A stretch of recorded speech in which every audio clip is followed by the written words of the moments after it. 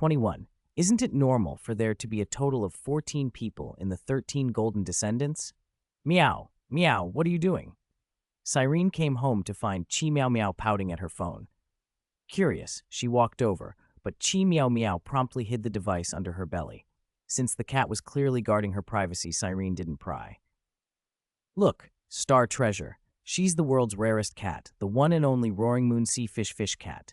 Cyrene hugged Meow Meow and lifted her up. Star froze. Wait, what kind of cat did you say she was? The Roaring Moon Sea Fish cat. Star was silent a moment. Is the Roaring Moon Sea Fish cat actually a cat? If she is, then she is. Cyrene smiled. No, Star shook her head. She's Kiana, right? Meow? Chi Meow Meow blinked, confused. Seriously, little gray hair, what kind of logic is that? You can deduce she's Kiana just from Roaring Moon Sea Fish cat? I'm a cat right now. A cat. How did you immediately decide I'm human? Cyrene sighed. She had meant this to be an urban slice of life, but these secondary protagonists kept breaking all reason. Chi Meow Meow was a max-level expert playing an alt account. Star was basically a returning Dragon King. Clearly, she was going to meet a string of super experts who could burn the world to ash. Strange occurrences always presaged trouble, and she wondered if this world would ever escape disasters like the Honkai Earth or Amphorius. Rather than waiting for a deliverer to show up when disaster struck, she hoped the reality she lived in would never need one. Still, having two deliverers at her side couldn't hurt. If she could blend into the protagonist's circle, maybe she could earn herself a kind of death exemption token. So Cyrene introduced Chi Meow Meow to Star, and Star to Chi Meow Meow. Holy moly. Star scratched her head when she realized Chi Meow Meow was actually the person herself. She's not an alternate self, she's the protagonist who's already become the Earth God. Let's be friends. We absolutely must be friends. If you ever run into trouble, find me. Meow meow meow. Chi Meow Meow mewed several times, then realized no one present could understand her typing. She looked slightly flustered. Don't worry, Chi Meow Meow. Cyrene stroked the cat's fur. Get up early tomorrow and come with us to Miss Herta's office. Once we help her create the synesthesia beacon, you'll be able to communicate normally.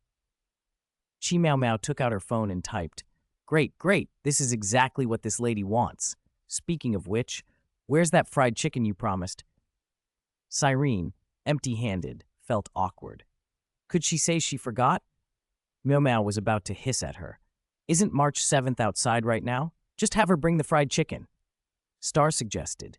She knew Cyrene hadn't prepared it. Oh, right. Cyrene quickly called March 7th. What's up? March 7th, standing on the street with a bag of clothes waiting for a ride, answered. Little March, can you bring a KFC bucket back? Ah, fine. Relieved not to be hissed at by Chi Meow Meow, Cyrene then noticed the messages in the group she had joined that morning. Dinosaur Research Center. 7:40 a.m. Earth Beast Fanatic, at Die. Who did you add? Die. It's Demug. Oh, wow. It was Cyrene. Which Cyrene is it? Big Cyrene or Little Cyrene? Don't tell me she's like Tillicey Bees, who seemed like a lowly in chat, but was a mature woman in person. Feng Jin, what's wrong with a mature woman's figure? Sword Rider Duke, curvaceous, mature women are the perfect female type. Except Lord Caridra. 7:50 Erin Meow invited Long Night Moon to the group chat. How did someone else get pulled in? Die. That name's kind of obvious. Bearer of the world's burden. Ah, overtime again tonight. Haha, little Bai is so miserable. What kind of group is this? Star leaned over, curious. Cyrene shrugged, indifferent to her peeking, and Star read along. Holy moly, a private group chat for the 13 Golden Descendants. After seeing the list of titles, Star immediately said, Treasure Lian, add me. Dozens of seconds later, not Cyrene Meow invited my wife is Cyrene to the group chat. Wait, what kind of name is that? Cyrene grabbed Star by the collar. That name is ambiguous. Change it right now. What's ambiguous about it? Star stuck out her tongue. I like the game character Cyrene. Hey, didn't you say you weren't the Cyrene from Star Rail? Why are you getting mad? Cyrene huffed and let go as the group chat exploded. Who'th is it this time? Die, I have no idea.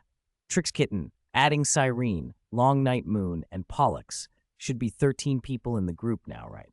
Strawberry cake. Is the circle expanding? Tilly C. Didn't you notice the newcomer's name? It's worse than Anax's. Earth than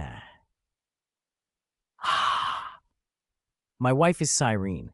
Hello, everyone. Bearer of the world's burden. Partner. Is that you? It's me, Little Bai. Partner, can you cover the night shift for me tonight? I'll pay. Sorry, wrong person.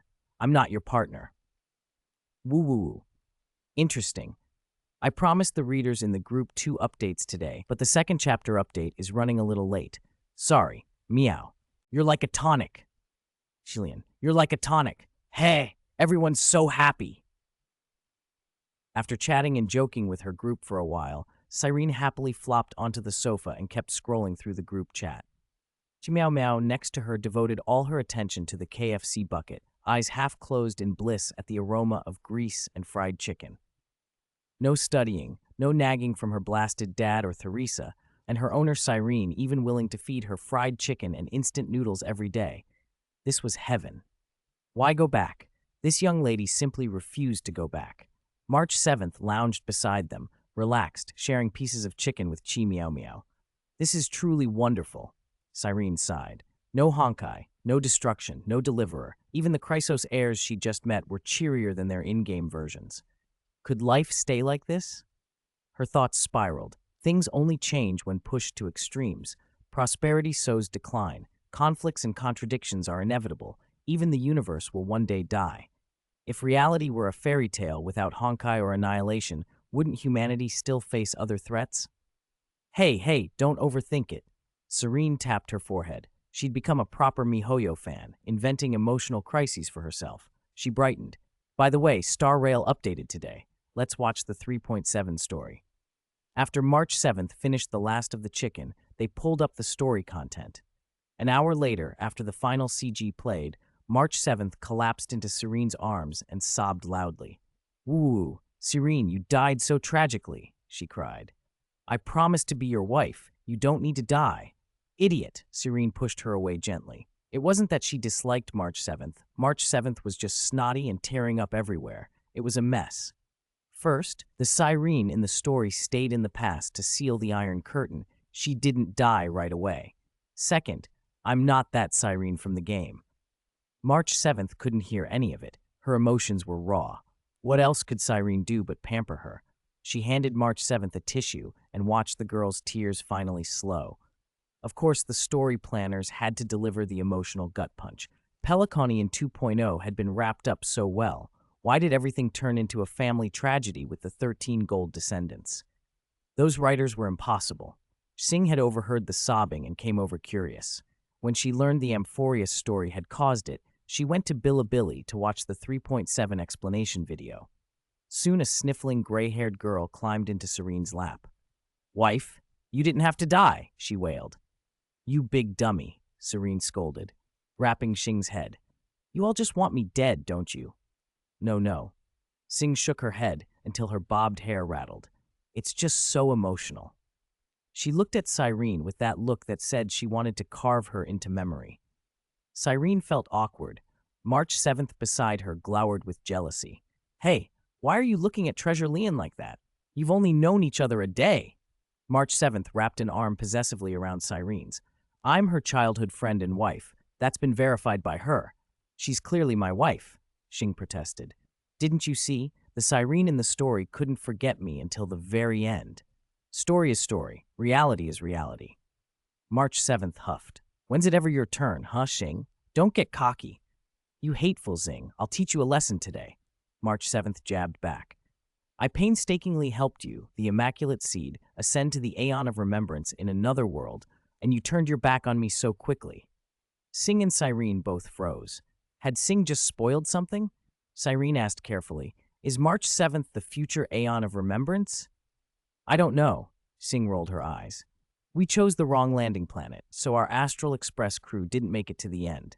Uncle Yang, Himiko, March 7th, they all perished at Zephyro's hands. So whether March 7th would have become the Immaculate Seed doesn't even matter now." "But the law that the Aeon of Remembrance must be born still exists," Cyrene muttered, thinking aloud. "In the main world, March 7th survived. Maybe she was Fuli, the immaculate seed who made it to the end. I don't know, Xing said again, shrugging and tapping her phone. Maybe in a year or two we'll know the truth. Given Star Rail's update speed, waiting for the finale might take a lifetime, Serene grumbled. Shouldn't we go to MiHoYo headquarters and ask about the story? Serene suggested. That's sensible, but probing might get complicated, Xing said seriously. This is the development of a real world now. Do you really think a game company capable of observing world events is just an ordinary game company? Then don't, Serene said, shaking her head. Let's ask Miss Herta tomorrow if she can observe parallel universes. She's such a good person, she might know a way. Xing protested. Hey, should you be pointing a gun at a good person? Why do you always bother Herta with everything? Then we won't bother Herta anymore, Serene said, trying to sound reasonable. Xing coughed. Ahem, just kidding. Ugh, what nonsense are you two muttering? March 7th sighed, defeated by their shamelessness.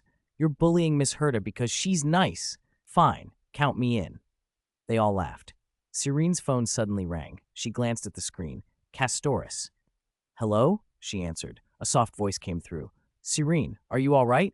I'm fine, Serene replied, puzzled by the concern. That's good. It's really good you're okay.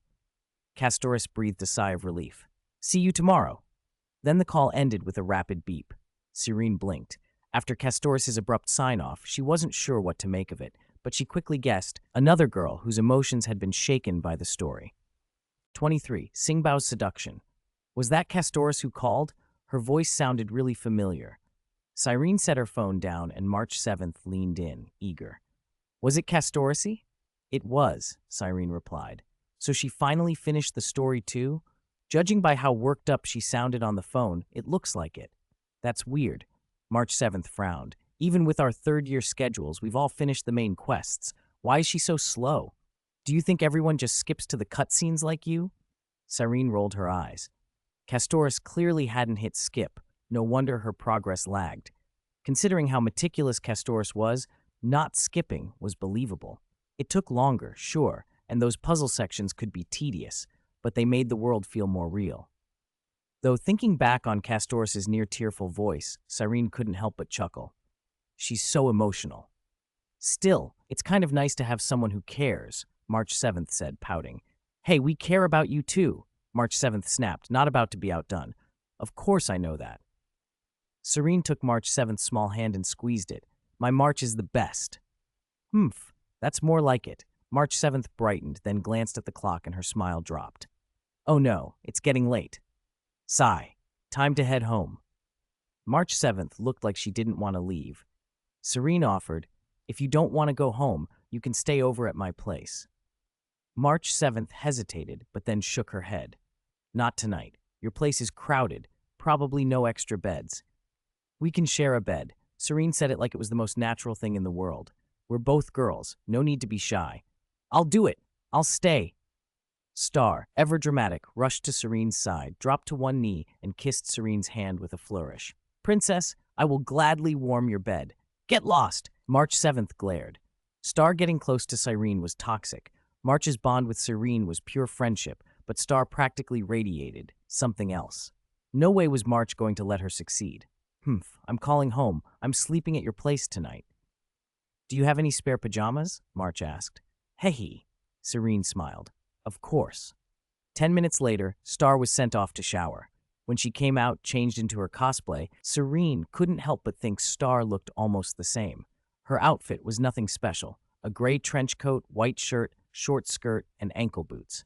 Most people in that outfit would be forgettable in a crowd. Yet Star's looks made the whole thing captivating. Serene found herself staring at Star's fair thighs and realized it wasn't the skin that drew her attention, it was the missing leg rings. Noticing Serene's gaze, Star sat down and crossed her legs. Partner, help me put on the leg rings, will you? Is this your attempt at seduction? Serene asked coolly. She wasn't falling for it. What are you refusing? Star wiggled her bare, pale thighs. They feel so nice. Serene sighed. Do you really think I'm a lecherous lesbian? Aren't you? Star looked genuinely puzzled. Of course not. Serene smacked Star on the forehead.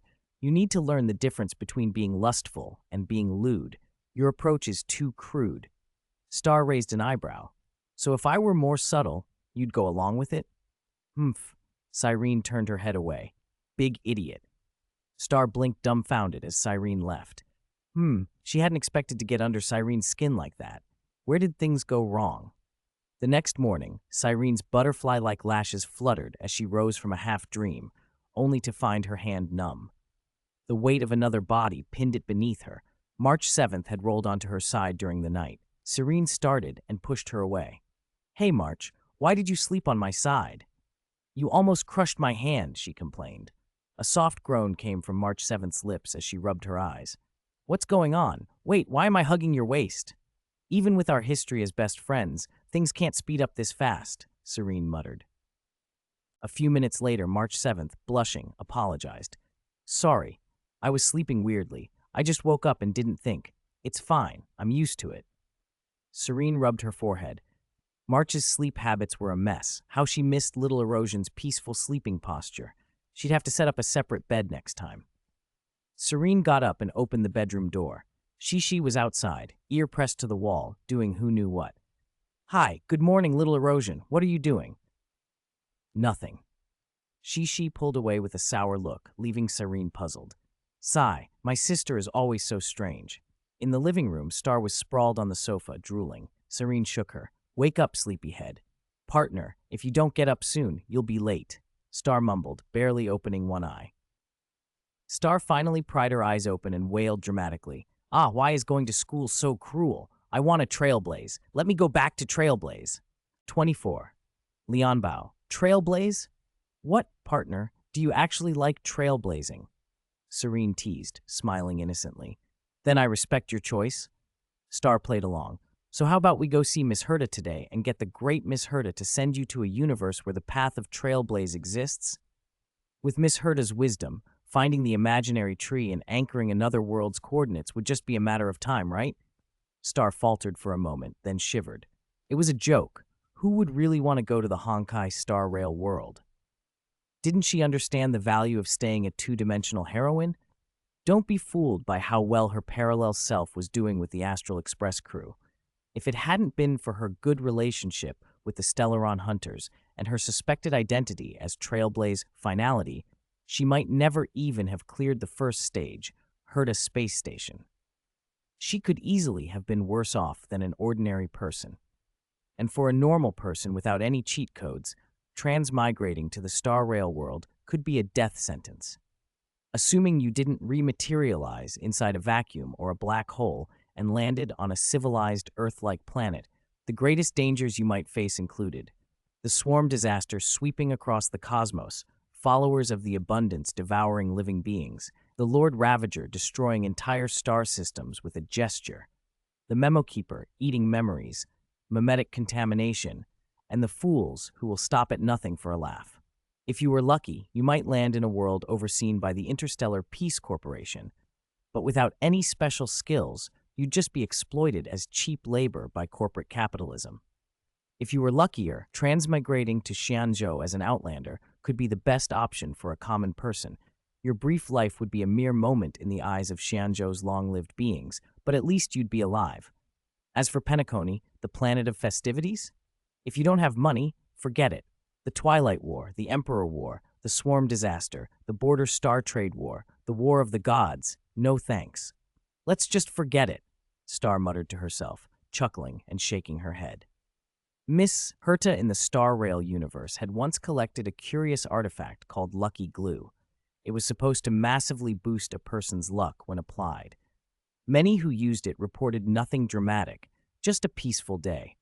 But in that chaotic universe, being able to live through a peaceful day was already one of the luckiest things imaginable. Who in their right mind would give up a good life just to risk imprisonment next door? Honestly, transmigrating into Honkai Impact 3rd or even Honkai Impact 2's Earth sounded more reliable than the Star Rail universe. At least Hershers didn't go around casually blowing up planets, not even the Finality. Her parallel self had trailblazed because she'd already been on that path and couldn't stop. If you're not going, then get out of bed already. Cyrene's face was suddenly 10 centimeters from Star's. Seeing how close the girl's face was, Star had to admit she was definitely beautiful. What a magnificent face. Cyrene could still rank among the top 3 prettiest girls her parallel self had seen across the universe. It was a pity Star had no Amphorius-level experience and hadn't formed any special bond with her. No, weren't they forming a bond right now? Thinking back to Cyrene's attitude last night set Star's mind racing. There was no doubt Cyrene's heart was full of affection, but why had she rejected Star? Star went over what she knew about Alicia and Cyrene, about a god who loves and a person who loves, and realized she'd been thinking too narrowly. Cyrene's love wasn't romantic in the usual sense, but an appreciation for beautiful things. Desire and love might be connected, but pure desire wasn't the same as love. So all Star had to do was show Cyrene her beautiful side. Only problem, did she have anything beautiful to show? Star felt a pang of melancholy. Compared with others, she had nothing but a flash of courage and a faint sense of justice. In this peaceful era, being forceful didn't mean much. If being abstract could count as a virtue, then fine. Sadly, it didn't. Woo-woo, Star began to sulk. Cyrene blinked, suddenly flustered. She knew moods could change in an instant, but how did someone who'd been joking half a minute ago suddenly start crying? Had she inadvertently reminded Star of something bad? It was true Star had inherited harsh memories from a collapsed timeline. Maybe bringing up the Star Rail world had triggered them. Sorry, Cyrene said, misunderstanding the cause and immediately wanting to comfort her. Cyrene sat on the sofa and gently placed Star's head in her lap. Star's eyes widened at the softness under her head. Cyrene, you are... Sorry. Cyrene's eyes were full of guilt and concern. I made you think of unpleasant things. Please forget those unpleasant things, Cyrene pleaded. Star enjoyed the lap pillow more than she expected, but she also didn't want to take advantage of Cyrene's sympathy. She tried to explain a little painfully. Actually, I'm not sad because of my past life. Cyrene said nothing, just watched her quietly. Star intended to lie, but Cyrene's sincere gaze calmed her. I'm not sad about my past life, she said. I'm sad because I have nothing, and I can't earn your affection. Idiot! Cyrene rubbed Star's face. Do you really think I'm that kind of person? No. Star stuck out her tongue, then brightened as an epiphany hit her. All right, I misunderstood. My wife, Cyrene. Don't call me wife all the time, Cyrene snorted. You call everyone wife. Star pressed her advantage. Who else doesn't even spare their best friend? My wife, Cyrene, you're a real hypocrite. Who's a hypocrite? Cyrene snapped, though she was smiling. March and I only use those titles as jokes, but you mean it completely. That's different. Fine. Since we're not that close yet, I won't call you wife. Star's eyes rolled as she hunted for another pet name. Then how about calling you partner? That title's a bit off. Cyrene gently lowered Star's head, and her expression softened with a touch of melancholy. It makes me think of that heartbreaking story I watched yesterday. Okay, then there's no helping it. Star thought furiously for another name and finally hit on one she liked. How about Cyrene, baby? I'm not a child anymore. Then Treasure Lian. That's close enough. Late autumn evening brought a sharp chill. Passers-by had already wrapped themselves in heavier coats. By the bus stop, a graceful young woman in a white turtleneck and long purple skirt stood quietly, glancing down at her watch and then back toward the intersection. She held a thick book against her chest, fingers reddened by the cold. Every time someone walked by, she would straighten and lean forward, only to relax back into her waiting pose once she saw they weren't the person she expected. At last, she spotted a familiar figure. Her face lit up and she hugged the book to her chest, taking a small step forward. Your Excellency, you're here. The weather's colder than they said it would be, Cyrene said, rubbing her hands together until warm. She reached out and took the young woman's cold hand. Warmth spread from Cyrene's palm to the girl's, and the previously pale cheeks flushed pink. The girl's voice was barely more than a whisper. Can I have a hug? Please? Of course. Cyrene pulled her into a big hug. Butterfly Treasure is so adorable. There was a faint floral scent about the girl, but that was beside the point. Castoris, Butterfly Treasure, was simply adorable. Even older than Cyrene in years, her heart was childlike, truly perfect.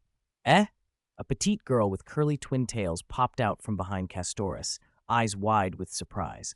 What? You actually touched Butterfly Treasure? Aren't you afraid of her misfortune curse? Given Butterfly Treasure's nature, she wouldn't pass misfortune on to someone else, Castoris protested. Unless you're immune to Butterfly Treasure's curse, the twin-tailed girl countered. A few guesses later, Hyacine peered at Cyrene's face. It really is Demug. Her gaze swept to the girl behind Cyrene. Wait, are you Huibao? Why does Huibao look exactly like the one in the game? Even the clothes are the same style. Xing, who had been standing behind Cyrene, recognized Hyacine at once from her height, hair, and face. She glanced back at March 7th, visibly jealous, then scratched her head. Hyacine, Castoris, Cyrene, me and March 7th. Does that mean the Remembrance battleship is complete already? Hold on, the one on the Remembrance battleship is Long Night Moon, not March 7th. Xing turned to March 7th. March 7th, hurry up and use your hidden power. Transform into magical girl Long Night Moon. March 7th scowled. Transform my foot. This young lady has no hidden mysterious power in her. Heh, Hyacine smiled. Since Serene's banner started, you, Huibao, have been optimized by the Remembrance battleship. Oh dear, Huibao is really small fry. Xing's mouth twitched. Hyacine's teasing struck a nerve. Shouldn't your setting be more like a fragrant, soft strawberry cake? How can you be such a brat? Besides, don't think I'm scared of you just because you're the sales champion. When the protagonist awakens a new path next patch, my power will absolutely crush your lame Remembrance battleship. Serene had already let go of Castoris and sneezed once. She must have caught a chill. Odd, since she dressed warmly. Maybe it was the influence of misfortune. It didn't seem serious. A warm classroom would fix her up fast, or she could just use March or Xing as hand warmers. Hi, Hyacine. Hello, she said, smiling. I don't think we need introductions, right? Right, Hyacine blinked. I only came out to meet you with Butterfly Treasure. You're a lot like how Butterfly Treasure described. Super pretty. Cyrene's voice slipped oddly for a beat before she corrected it. Anyway, nice to meet you. I'm actually in a bit of a hurry. Urgent business? Castoris asked, curious. Cyrene took a small carrier from her bag and revealed a cat. Xing, we don't have time. If we don't personally deliver Chi Miao Miao to Ms. Herta, we might be late. Xing groaned. Sorry, I overslept. How about this? Butterfly Treasure can help transport Chi Miao Miao, and we'll pick her up tonight? Cyrene suggested. Won't Miss Tress Herta be upset if a stranger brings her the cat? Castoris wondered. I'll ask. Xing took out her phone and called Herta directly. Herta, interrupted in the middle of an experiment, gave Xing a stern dressing down. Several minutes and repeated apologies later, Xing ended the call. Okay, Miss Herta has no objection to a newcomer, Castoris, visiting. Thank you. Cyrene relayed the plan to Castoris and explained the synesthesia beacon, sending the cat to Miss Herta to help develop injectable nanorobots that can translate animal language. Castoris took the carrier with Chi Miao Miao and agreed. Miss Herta, hailed as the greatest genius in Shenzhou, I've long admired her work. Maybe Professor Anaxa could collaborate with her on several projects. 10 minutes later, Cyrene and Castoris wrapped up their coffee time. After saying goodbye, Cyrene set off for school with Xing and the others. Xing watched Hyacine bouncing along beside them, confused. Wait, Hyacine, why are you following us? Maybe you really want to form the Remembrance battleship with us, Hyacine teased. Without Castoris, the battleship's damage would be halved, right? Hyacine reached up as if to flick Xing's head, but realized she couldn't reach. She tugged at Xing's youthful-looking face instead. Little Huibao, have you played so many games your brain turned stupid? There's no such thing as a Remembrance battleship in real life. Then why are you following us? Xing asked again. You don't actually think I'm a demigod from the game, do you? Hyacine compared their heights and peered at her. What do I look like to you? I think you look like a, Xing choked on her words. You don't look old, so you're definitely not a MILF. Xing realized with a start that her thoughts were being colored by her parallel self's mindset. She wasn't the emanator of elation here. She sighed. All right, so Hyacine, you're a student too. 26. Emo ripples. Of course, a pretty girl my age has to be a student. Hyacine blinked at Star's innocence, then shifted into a cheeky grin. Well, Huibao, you look more like a seasoned office lady who's just entered the workforce. Are you kidding me? Star's face heated. Do I really look that old? Star, Hyacine's complimenting you for being mature and steady. Serene tugged at Star's sleeve. She didn't know why Hyacine and Star always seemed to clash, but she couldn't stand by and watch her Star be picked on. Hyacine shot Cyrene a look that said, "You spoil her too much." Seeing Cyrene had her back, Hyacine dropped the teasing and steered the conversation to school. What? No, 11 middle school. When Hyacine learned which school March 7th attended, she was baffled. Why? Why are you at such a lousy school? March flushed. So what if I'm a hopeless student? Hyacine blinked, then grinned. Well, being a little dumb can be kind of cute. At the classroom door, Hyacine glanced at the class plate and waved. Bye-bye, Hui Bao, Treasure Lian, Little Erosion, and Treasure 3? Hey, call me Treasure 7, March protested. Why is my nickname the only ugly one? Blame your weird name, Hyacine laughed. For once her smile matched the girlish handle she used online.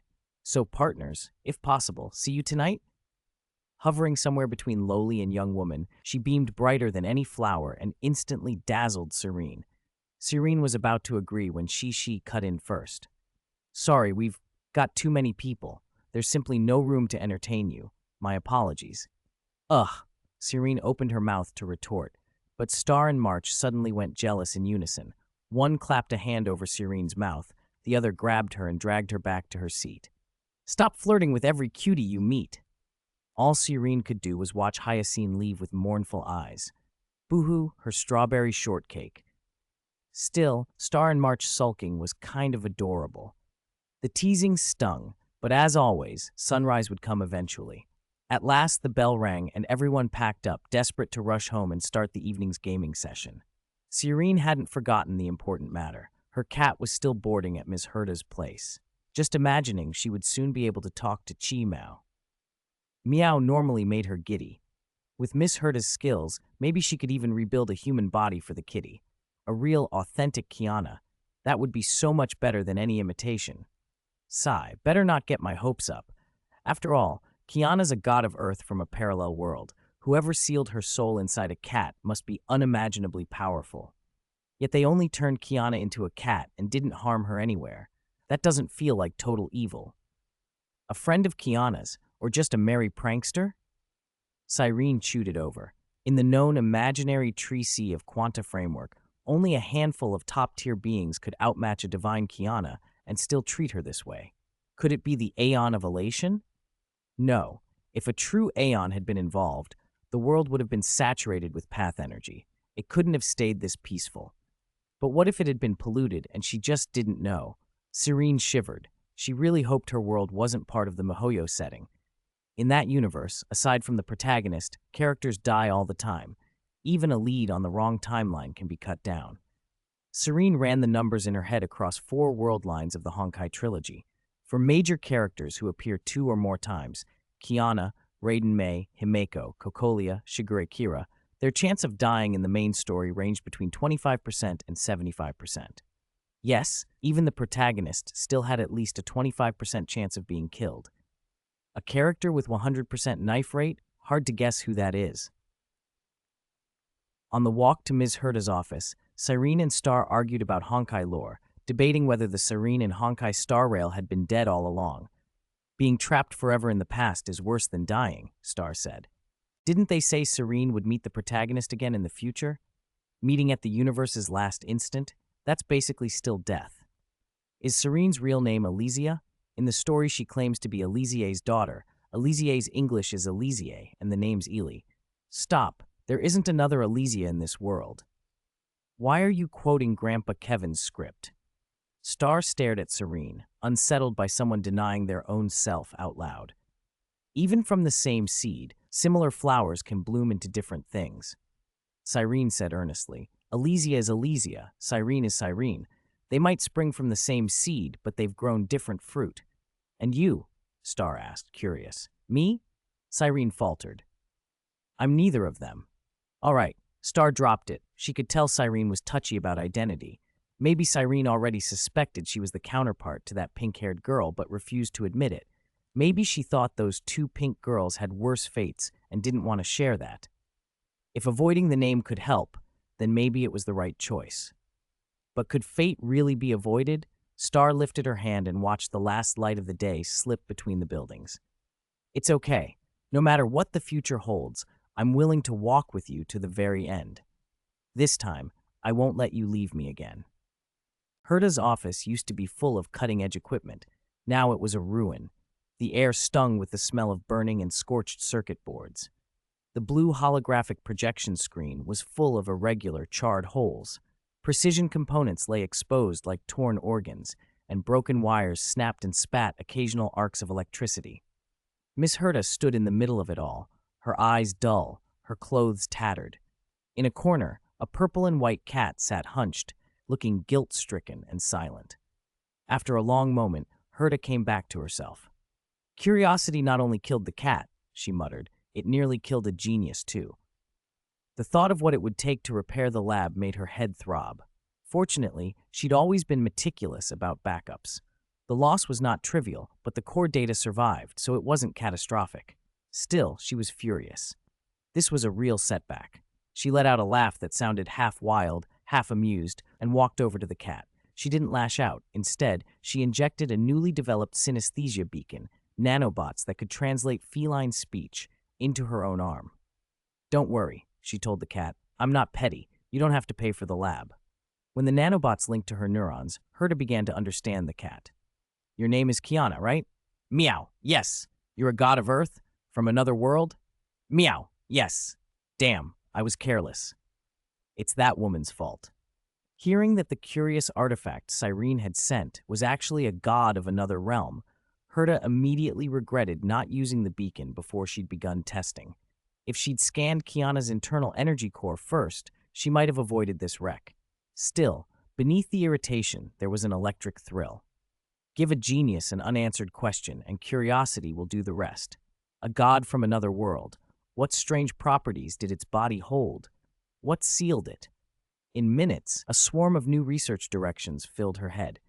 I need to build the little Herta robots to handle the tedious tasks, she muttered, pacing. The scanners are fried. I can't record vitals. Energy sensors, gone. Quantum converter, toast. Nanobots, damaged. Repairs will cost a fortune. I'll need someone to invest in this genius. She paused, then smirked. Not a sucker. Contributors to humanity's progress. Just then, the station's facial recognition system unlocked, and Xing stepped through the doorway. Herta sensed the presence and opened the office door. Xing froze when she saw Herta's injuries and the ruined lab. Miss Herta? What happened? Was the station attacked? Something like that, Herta said, non-committal. Her eyes flicked to the woman beside Xing. You should ask your companion there. Xing turned and shot a look at Cyrene. You actually threw a planet-destroying weapon at me? That's some audacity. Cyrene looked stunned. She hadn't realized the creature she'd shipped had that kind of power. Now, with Herta's lab a mess, deflecting blame was useless. Cyrene stepped forward, contrite. I'm sorry, Miss Herta. This is my fault. I'll take responsibility. Herta's face softened a fraction at the apology, but she was still scathing. Selling you wouldn't even cover the cost of my instruments. Then let me make it up to you. Bring me in for testing, and this genius won't hold it against me. Cyrene blurted, eager. Herta considered, then nodded. Cyrene's eagerness to submit to testing was familiar. Xing had been here before for tests that conveniently resulted in rewards. Herta's rewards weren't trivial. Unique artifacts, rare materials, cutting-edge tech. Any of those would be highly sought after in the outside world, but neither Xing nor Cyrene would ever betray Herta's trust. They knew some inventions were too dangerous to export. Miss Herta, you're peerless, they chorused, fawning. Satisfied, Herta tossed a prepped synesthesia beacon to Cyrene. The beacon is a swarm of nanobots that translates in real time. It activates via injection. A few minutes later, Cyrene's beacon was online. She didn't feel anything different physically, but when Kiana spoke, the meaning came through clearly. Meow, meow, meow? Can you understand this, young lady? Yes, Cyrene answered. Meow, meow, meow. Meow, meow, meow. Finally, you understand. Typing messages was exhausting. Meow, meow, meow. Hurry and take me back. This young lady wants to play games. No problem, Cyrene smiled. We'll go soon. As Cyrene reassured the cat, Herta suddenly spoke, quiet and deliberate. Do you believe in destiny, Cyrene? The question made Cyrene uneasy. Xing's muscles tensed, and she reflexively reached for Sirene's hand. Only then did her breathing ease. Xing murmured, "Herta, have you been studying something? Odd?" Herta rolled her eyes and adopted her usual arrogant tone. "Not odd at all. What this genius says is always well-founded. 1 is 1, 2 is 2. Haven't you felt the tug of destiny?" Sirene braced herself. She didn't like where this was headed, but she had to hear it out.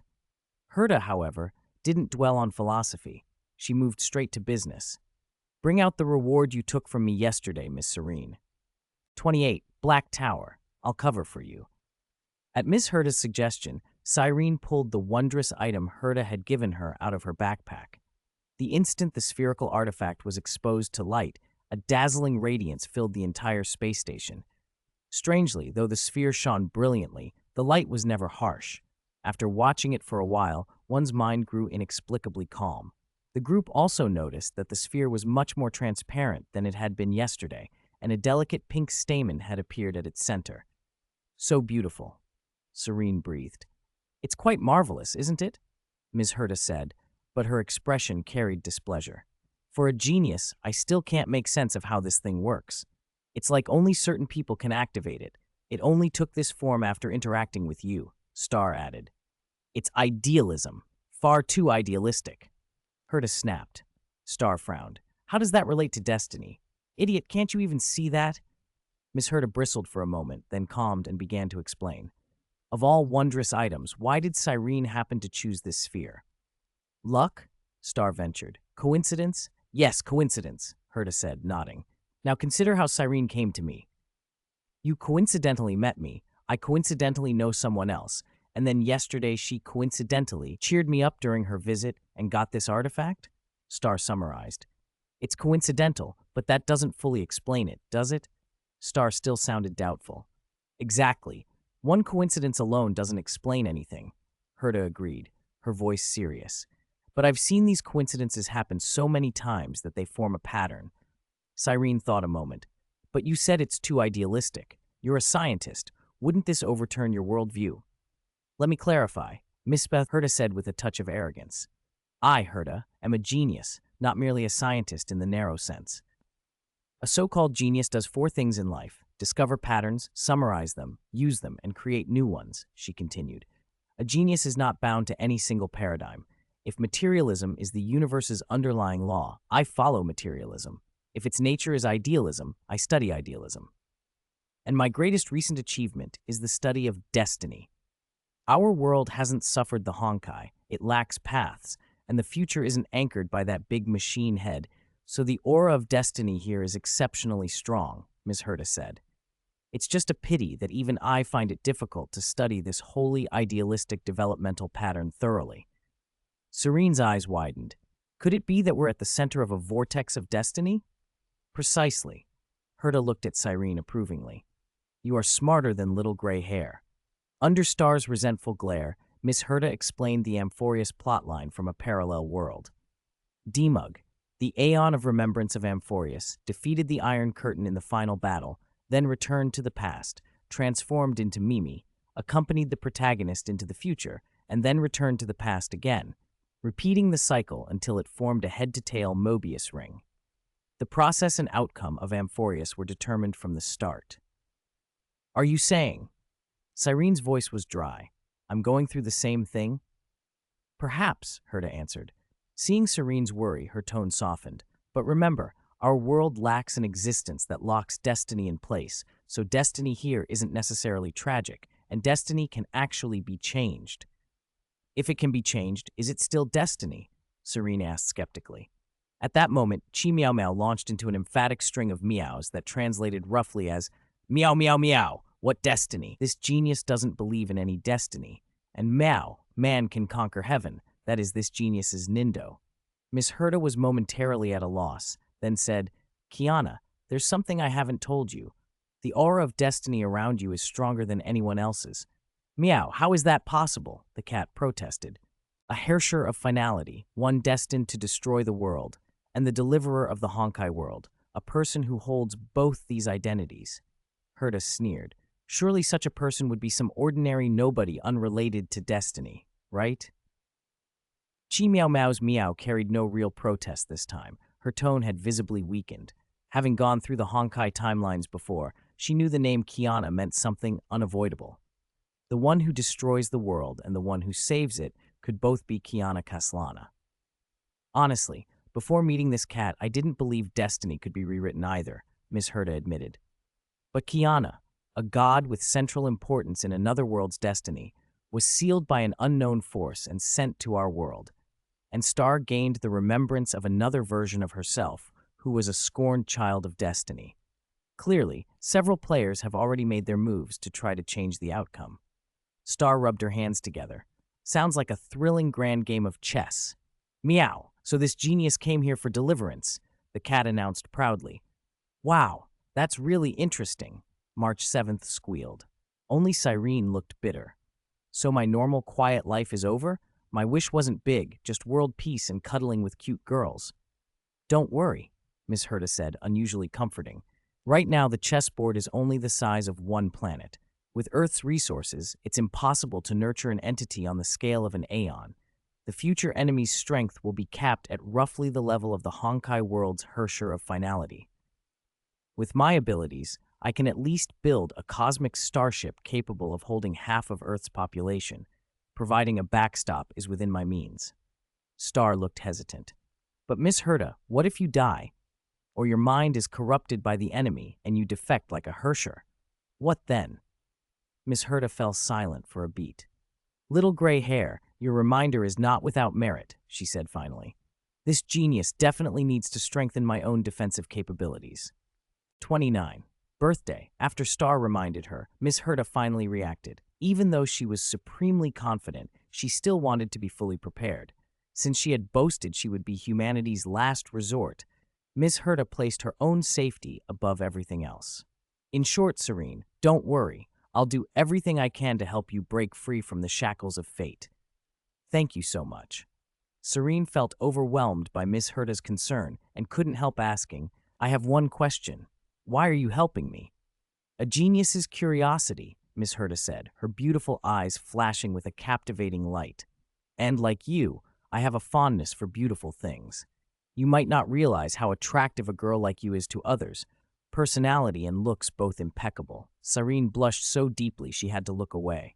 Miss Herta's frankness made her flutter with embarrassment. Star, seeing Serene's reaction, quickly jumped in to deflect. Hey, Miss Herta, I heard you've been thinking about sponsorships lately.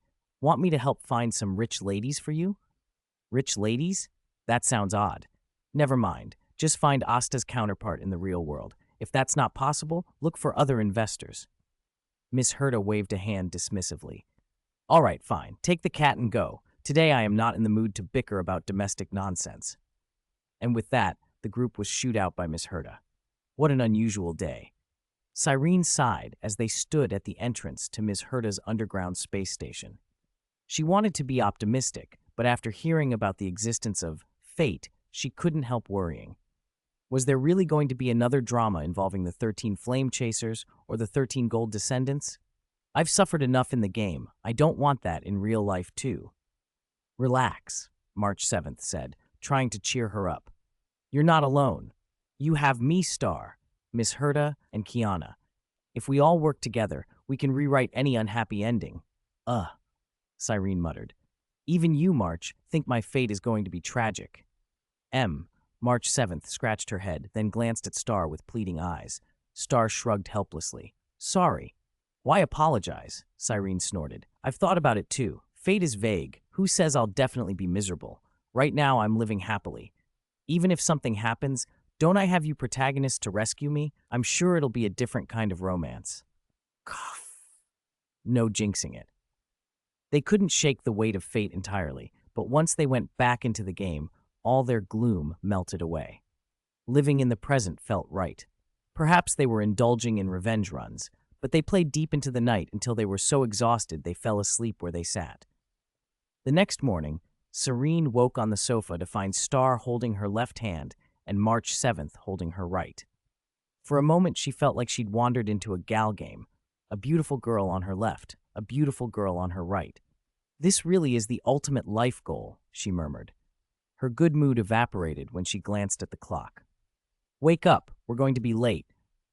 Half an hour later, as they hurried to school, they bumped into Castoris again. There wasn't time for coffee with the butterfly treasure today, so Cyrene reluctantly said goodbye under Castoris's disappointed gaze. Castoris hesitated as they parted. Teacher Anaxa, Phanon, Mayday, Hyacine, and Agi invited me to a party tonight. Do you want to come? Cyrene froze for a moment and was about to accept, but Star discreetly pinched the soft flesh at the back of Cyrene's waist and shook her head. Cyrene didn't understand the reason, but she followed Star's signal and politely declined. Sorry, butterfly treasure, I'm busy tonight. I see. Castoris sounded a little disappointed, but not devastated. She bumped into this kind girl on the street often enough that missing one party wasn't a catastrophe. She sighed softly. Sorry, Lord A.G. Cypher, I tried my best to invite them. Once they were well out of earshot, Cyrene demanded, Star, why did you make me refuse the party just now? Think about who's going to be there, Star replied crossly. Aren't they the Chrysos heirs? The Chrysos heirs? Cyrene repeated. You think they're shady enough to drag me into the fate vortex? Better safe than sorry, Star said, complaining. Treasure Lian, I'm actually getting scared of the number 13 now. Relax, Cyrene said, trying to soothe her. It's just a party. It's not that ominous. Nope, you're spending tonight with me and March 7th only. Star winked at March 7th and pulled her into the plan. Isn't that enough? March 7th eagerly agreed. She'd seen through Star's excuse. Star simply wanted more time with Cyrene. After all, Cyrene's capacity for adoring beautiful girls was already overflowing. Faced with the two jealous friends, Cyrene gave in. All right, I won't go to the party tonight. Oh, by the way, Cyrene added, my birthday is in a few days. Should we have a big party for it? Isn't that just another party? Star said. How many people do you want to invite? You, March, Miss Herta, Butterfly Treasure, Little Erosion. Cyrene counted on her fingers. That should be it, right? Let me think a little more. 30, Eden Pado Xilian. Stop, Treasure Lion. No more names. Inviting the people you just mentioned is more than enough. Xing was at her wit's end over how fast Cyrene was making friends. In less than a week, Miss Serene had somehow conquered endless beautiful girls, and everyone's fondness for her was well above passing.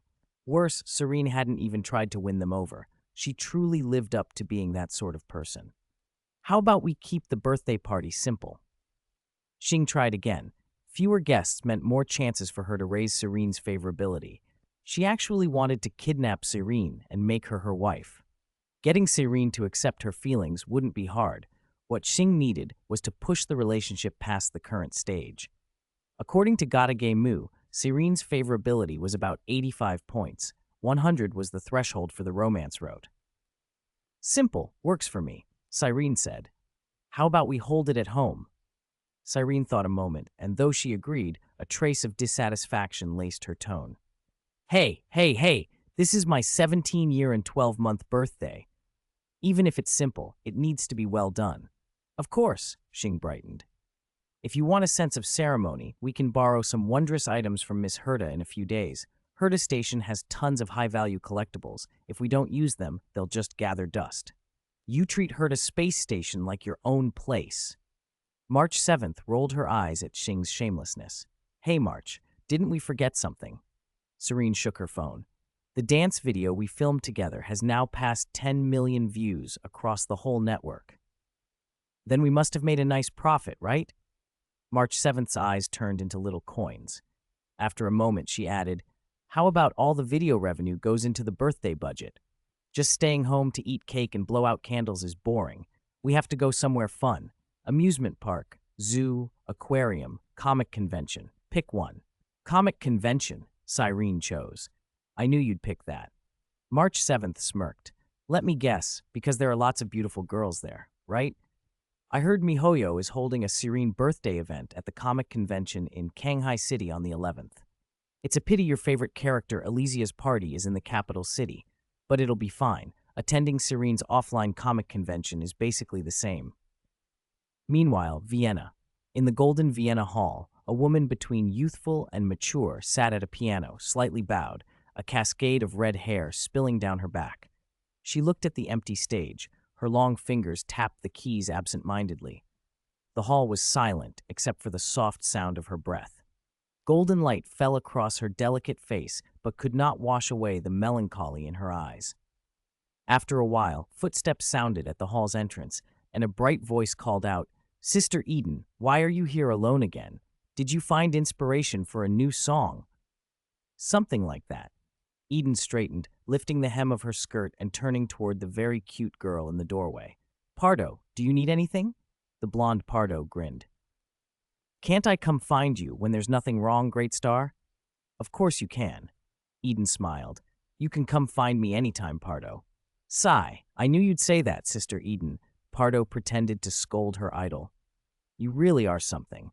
How can anyone be like you? Falling in love with a fictional character is one thing, but being so obsessed you forget to eat or sleep." "She's different."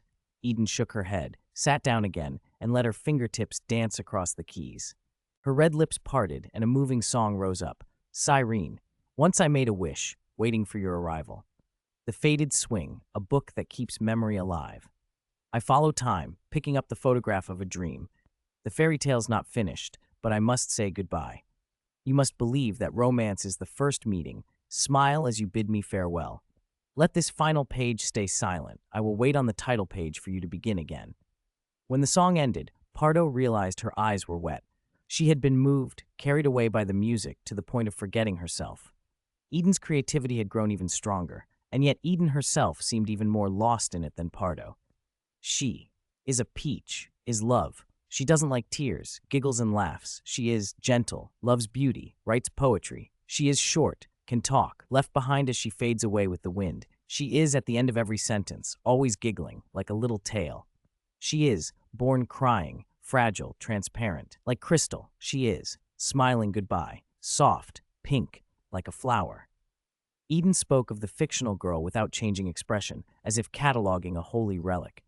When she finished, she fixed Pardo with a serious look. "Do you think there really is such a perfect girl in the world?" "Probably." Pardo wiped her cheek and laughed nervously. "Probably not. How can anyone have a personality like a god? Such a character can only exist in the two-dimensional world, right?" "Oh, right.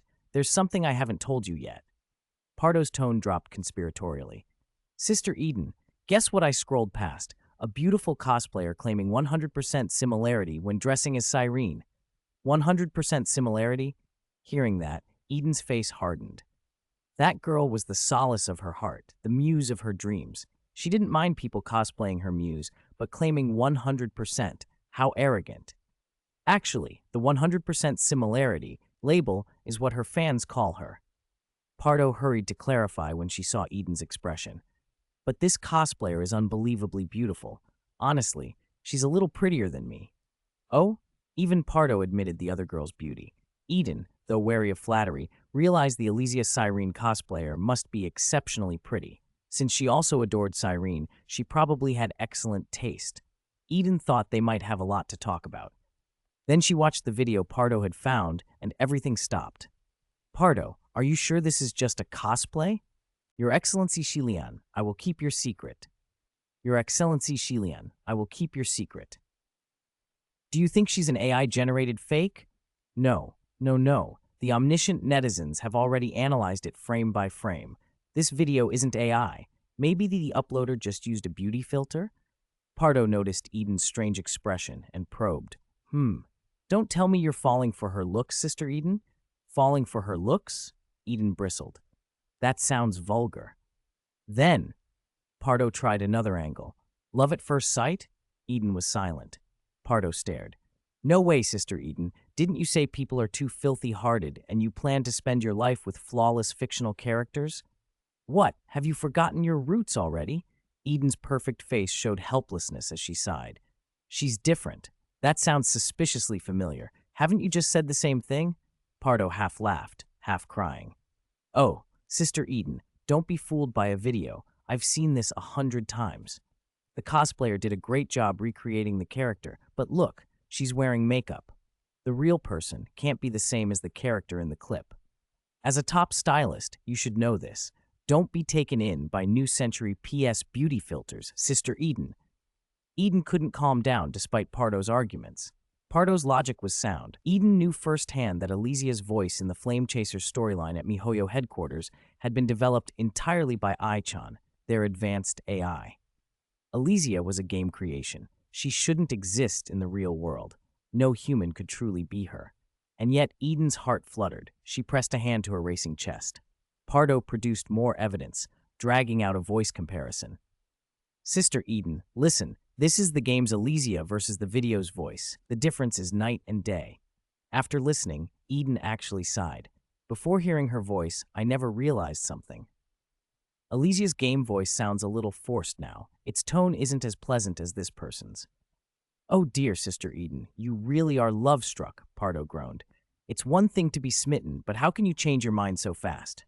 I give up. Let's drop it. Right. Weren't you going to the Alicia birthday party hosted by MiHoYo? I heard it's in the Shenzhou capital this time. Are you still going?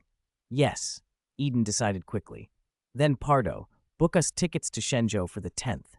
No problem. Far away in Shanghai City, Cyrene had no idea that a superstar across the ocean had fixated on a video she filmed. Fortunately for her, the Alicia party was in the Shenzhou capital, not Shanghai. The superstar had picked the wrong city. For someone trying to avoid destiny for a while, that was a small mercy. Cyrene, however, worried about her own birthday arrangements. Her birthday fell on 11/11 this year, November 11th, a Tuesday, and not a holiday. She might take personal leave, but two classmates, March 7th and Sing, couldn't use her birthday as an excuse to skip class. It looked like she would have to handle the preparations alone. Maybe she could ask Castoris for help. Castoressa seemed to have plenty of free time every morning. I'll ask, Cyrene decided. The next morning, she ran into Miss Castoris as expected. Castoris was as clingy as ever. After a half-minute of being sucked on like a pink cat pastry, Cyrene told her about the private birthday party and the limited guest list. Am I one of the few invited?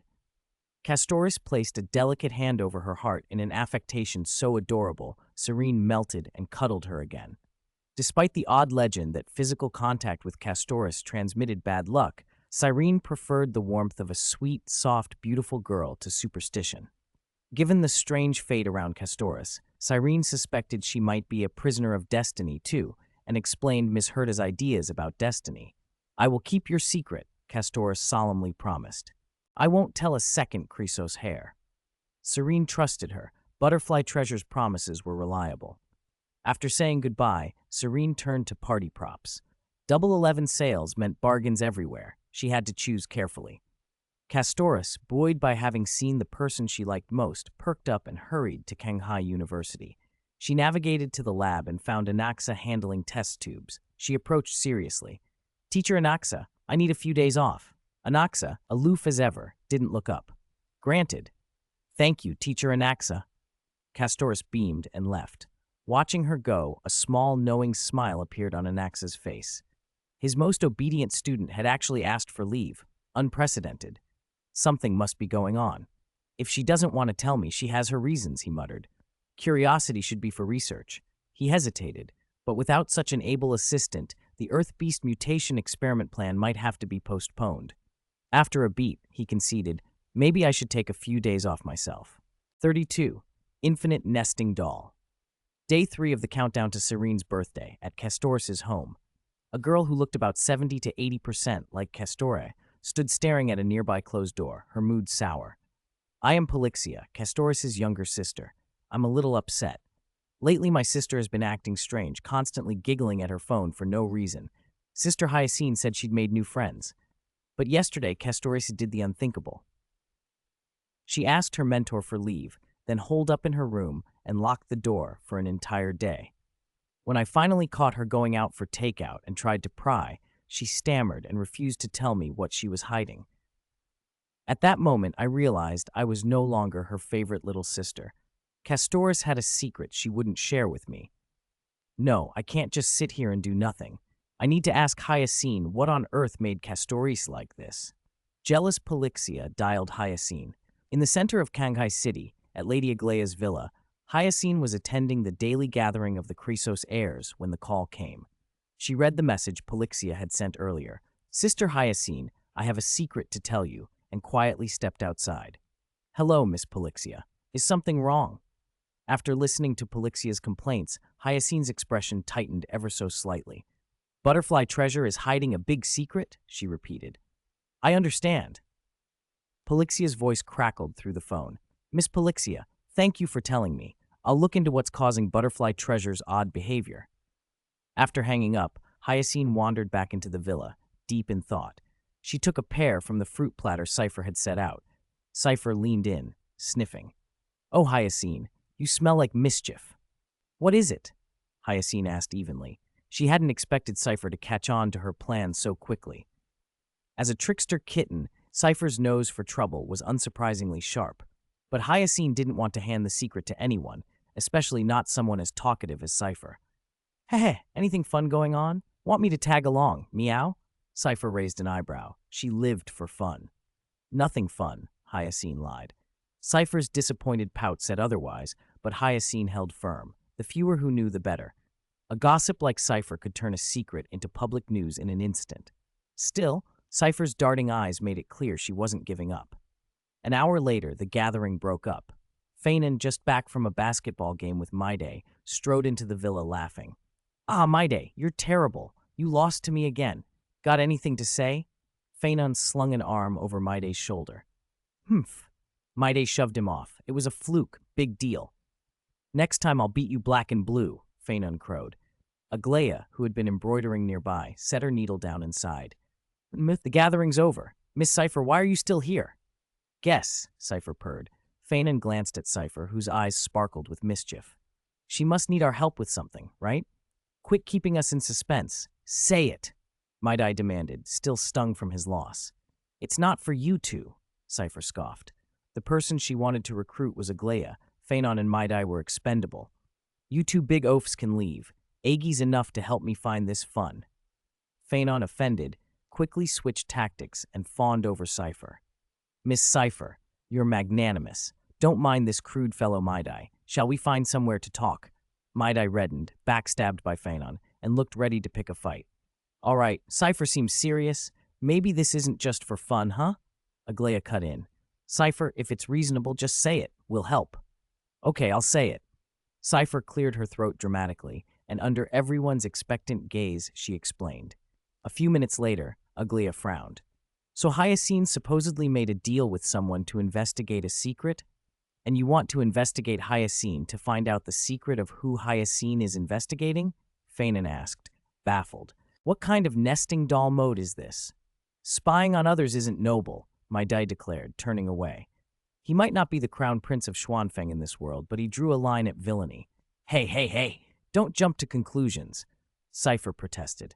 I smell mischief like no one else. Whatever Hyacine's hiding is definitely not small. Maide paused. Oh. Aglaia, finally intrigued, leaned forward. All the Chrysos heirs had odd abilities. Castorisi's misfortune curse, Feinan and Maide's superhuman physiques, Hyzian's affinity for water, and Aglaia herself could embroider life into clothing. Cypher's knack for sniffing out trouble was another asset worth attention. Seeing Aglaia and Maide engaged, Cypher knew the temporary team was in place and began to outline her plan. When Hyacine left earlier, I left my scent on her, she revealed. Tomorrow we follow Hyacine secretly and see who she's investigating.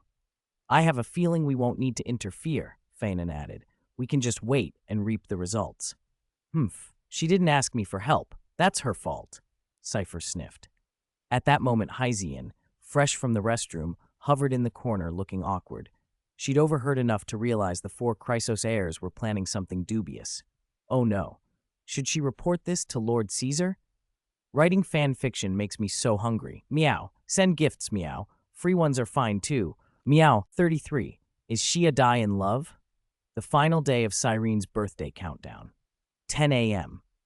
Knowing she was terrible with words and determined not to blurt out Cyrene's birthday secret in front of the other Chrysos heirs, Castoris had locked herself indoors for 2 whole days.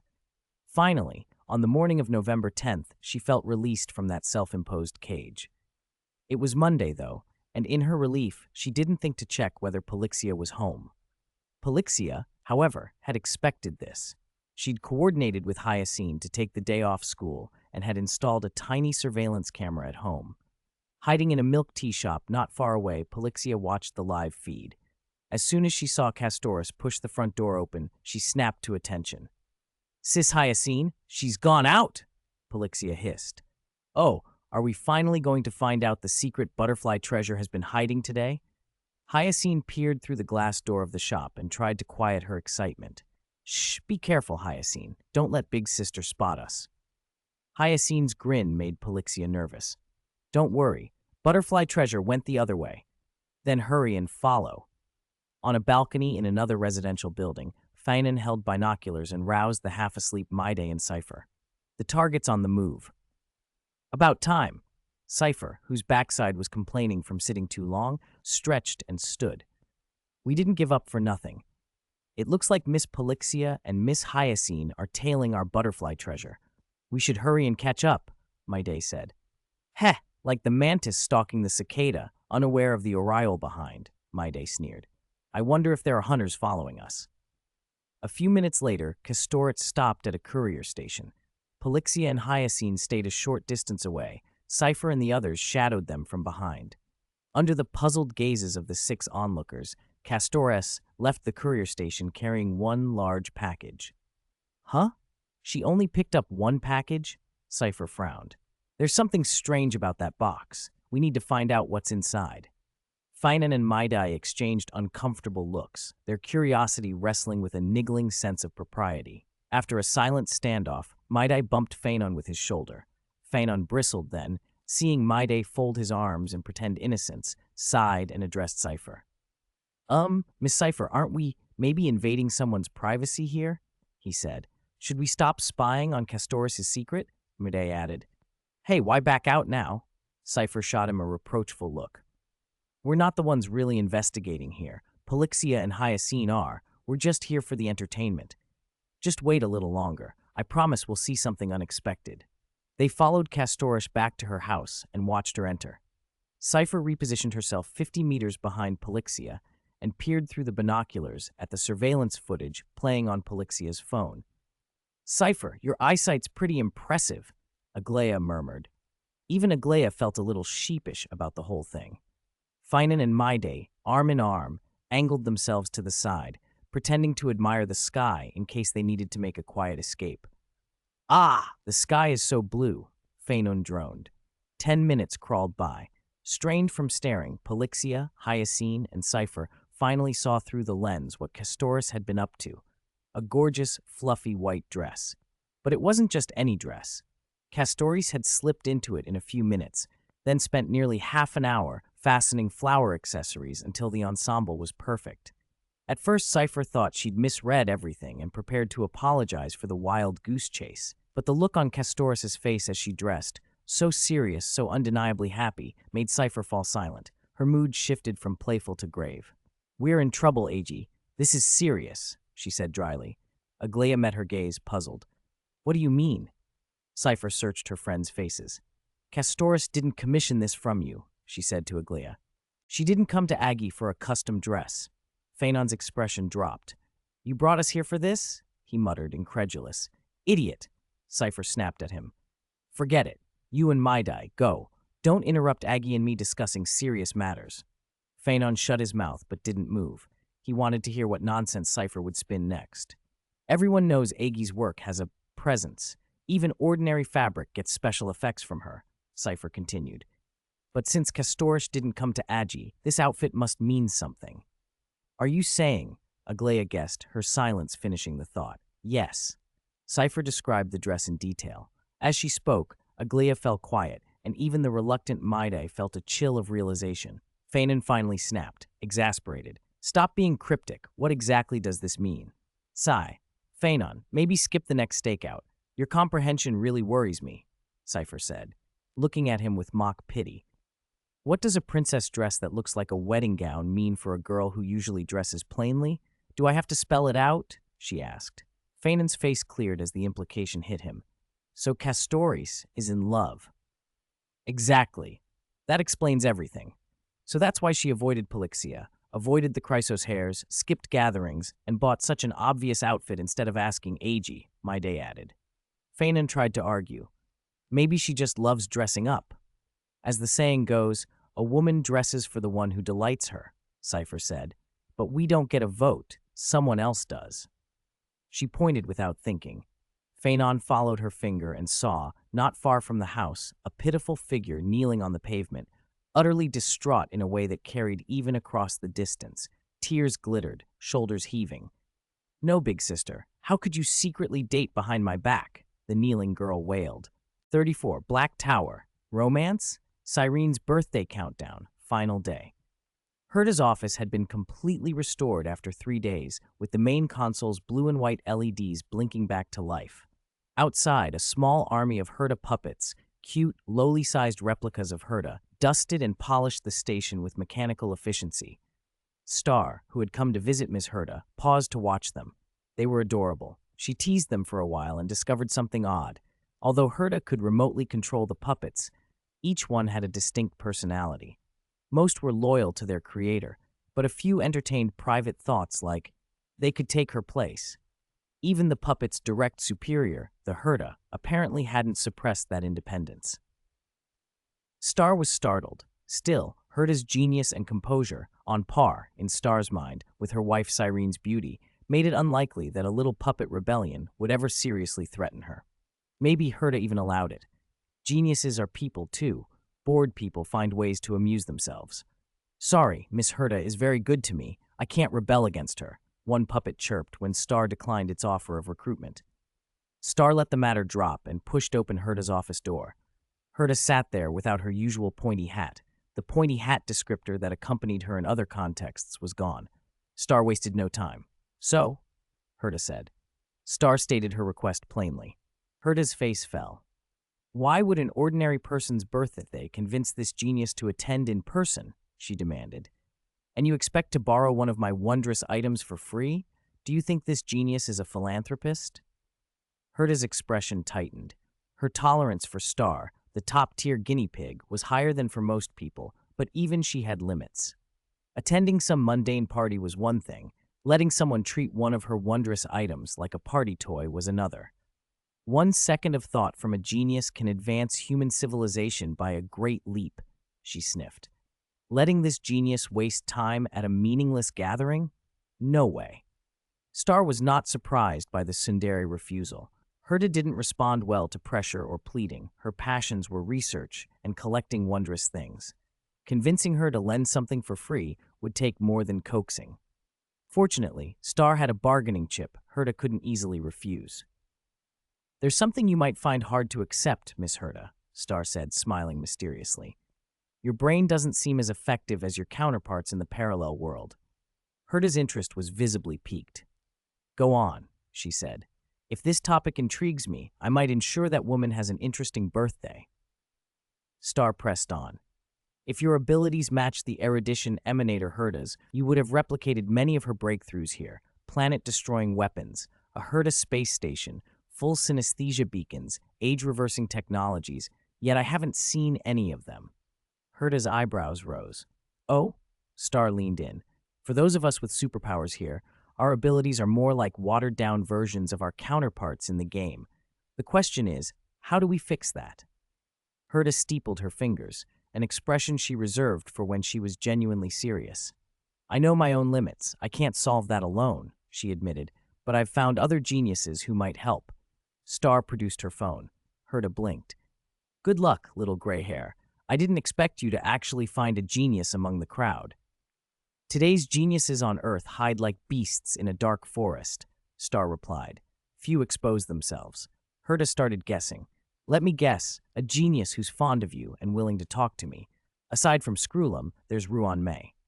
Unfortunately, Earth doesn't have the conditions for Screwlum's birth, and Ruan May is a life sciences expert. She might help push physical limits, true, Herta mused. Not Ruan May, Star said. Wrong guess. Herta's voice rose in surprise. Polka Kakamu, Dr. Primitive? Zandik, Star answered. The name stunned Herta. That's not possible. Zandik is the man who brought about the Amphorius tragedy. We're completely hostile to him. How can you speak to him calmly? Star smiled, amused by Herta's childlike curiosity. First, I do dislike Lygus a bit, but in this world, I'm just an inquisitive genius looking into Zandik. Not that coldly rational version you might fear, she said. Second, in my original world, there were no geese involved. I never went to Trailblaze Amphorius, so I don't have the same wounds tied to that storyline. And finally, trading the contact info of someone I don't like for the happiness of someone I love is a bargain I'll always take. Romance, undying, she added theatrically. Herta stared at her, incredulous. So for Cyrene's sake, you set aside your hatred and reconciled with Zandik? If that's against the rules, I missed the memo, Star said lightly. Herta's shock was so complete she could only sputter. Then, after a moment, she sighed and tapped a few keys. All right, Zandik's contact information has been sent to you. I'll be leaving now, Miss Herta. And remember, tomorrow, choose the most dazzling, wondrous item to show your support. Star loved watching Herta's stunned expression. Even a genius who could calculate almost anything couldn't compute human emotions. Logic couldn't measure the pursuit of love. In this world, Cyrene wasn't the first cause of Amphorius. She was the first cause of Star's life. Star's purpose was clear, to bring Cyrene home and make her wife. Miss Herta found herself seeing Xing in a new light. Xing truly lived up to the reputation of the kind of protagonist people root for. Little gray hair could be fond of abstract games, but Xing's mindset was extraordinary. If 99% of people had been in her position, they'd have tried every way to kill Ligus. Xing, however, was different. She could actually set aside her hatred for the sake of romance. Xing and Cyrene really are good friends, Miss Herta thought. What is romance? She wondered aloud. Her life had always been analysis, contemplation, calculation, deduction. Friendship, love, even family affection seemed trivial. For her, the unknown was the ultimate romance. Yes, the unknown was romance. Then she stopped herself. As a genius, she couldn't afford to be swayed by human feeling. Romance was irrelevant. It was just hormones doing their work. The thought struck her sharply. She was still a young human woman, unlike the Herta who had wandered the cosmos for amber eras and seen the world change. She could be affected by human emotions and desire. In Xing's terms, her favorability had increased. She was susceptible to being won over. If she had to see a maiden like Cyrene every day, beauty like an ancient Greek statue, even Miss Herta might be moved by romance. Maybe she should send little Herta to tomorrow's gathering in her stead. Meanwhile, Hyacinth, unlike the panicked Polixia, was simply bewildered. Butterfly treasure in love? Impossible. Butterfly treasure was so steady, she couldn't just fall in love overnight. And yet, today, Castoris's clothes were more beautiful than anything Hyacinth had ever seen her wear. Didn't they all agree to be Chrysos heirs for life? Why had someone broken the singlehood pact? Hyacinth wanted to march over and grill Castoris, but she lacked the nerve. Castoris was gentle outwardly, but resolute underneath. If she were truly in love, Hyacinth knew she wouldn't be easily swayed. This was a dead end. As she fretted, her phone chimed. The notifications lit up. Hi. Hyacinth, are you confused right now? Press 1 to get support from the kitten. 11111. Give me 1 minute. No, you're that fast? Hey, Miss Hyacinth, I'm here, Cypher called. A minute later, Hyacinth saw Cypher approaching. Agi, Feinen, Maide, what are you doing here? She asked, surprised to see several people following. It wasn't unusual for companions to show up quickly, but why so many? Cypher definitely followed her, didn't she? Sir, Hyacinth tickled Cypher's ribs, smiling. Aren't you going to explain yourself? Ah, ticklish. I was wrong, Hyacinth, Cypher squealed, then flattered her way out after escaping Hyacinth's grasp. Isn't this caring? We Chrysos heirs are one. When a companion is in trouble, isn't it only right this cat comes to help? No matter how you dress it up, you followed us. Hyacinth sniffed. You know what's going on with Castorich, don't you? How do you plan to deal with butterfly treasure falling in love? Polixia looked at Cypher with hopeful eyes. Cypher, put on the spot, hedged. I have some ideas, but none of them are polished. As long as there's a plan, Polixia urged, we absolutely cannot let Sister fall in love. We don't really want butterfly treasure to fall in love either, Hyacinth said. Polixia's reaction was intense. Hyacinth raised an eyebrow. Polixia, isn't that a bit much? Polixia hesitated, then decided to share something only she and Castoris had known. They were twins, and they had a telepathic link. To some extent, she was influenced by Castoris's feelings. If Castoris developed affection for someone, Polixia would feel it too, and as Castoris' younger sister, she loved her. She didn't want a life without her. There's even a buy one get one free deal, she said weakly, trying to explain her panic. Cypher blinked, surprised, then brightened. If the Chrysos heirs were about to lose 2 members, Cypher would have to act. Okay, what if we break them up and make Butterfly Treasure single again? Break up a couple? Cypher, isn't that wrong? Phaenon protested. The news of Castoris' suspected romance was explosive, but they shouldn't stoop to villainy. No, Cypher objected immediately. We're not villains. We're just vetting Butterfly Treasure's relationship, showing her how unreliable outsiders can be. No malice. How about this? When Butterfly Treasure meets her little lover in private, we do everything we can to embarrass the lover, Cypher proposed. Once they lose their charm, Butterfly Treasure will naturally lose interest. Polixia frowned. And how, exactly, do we make them lose their charm? Easy, Cypher flipped her hair. We're the Chrysos heirs, top-tier handsome men and beautiful women. Who on earth can outshine us? She grinned. We put on the custom dresses Agi made earlier and crashed their meeting. After seeing dazzling stars, how could Butterfly Treasure pay attention to ordinary stones? Polixia considered it and finally smiled. That's brilliant. Aglaia, who'd been drafted into the scheme, didn't voice an objection.